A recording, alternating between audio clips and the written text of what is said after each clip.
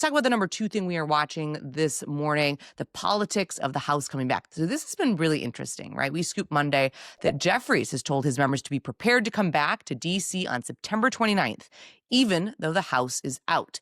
So why are Democrats doing this, right? And it's important because optics matter in a shutdown.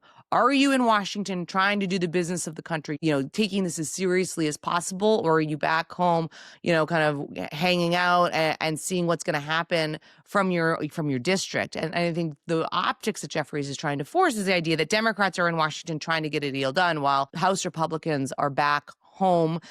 Johnson and House GOP leaders have announced that they won't bring the House back until at least October 1st. In other words, after a shutdown has started. So we have expressed our skepticism of this strategy in Monday's AM edition, only to hear complaints from Republicans. Yet, as we noted, Jeffries and dozens of House Democrats will be in town starting Wednesday for the Congressional Black Caucus Foundation's annual legislative meeting. Let's just look at this. It's important to kind of think about history in the context of all of these things, right? Because if you look back at the 2013 shutdown, the last full government shutdown, the GOP-run House was in session and voting 15 of the last 16 days the shutdown covered, including the day it began.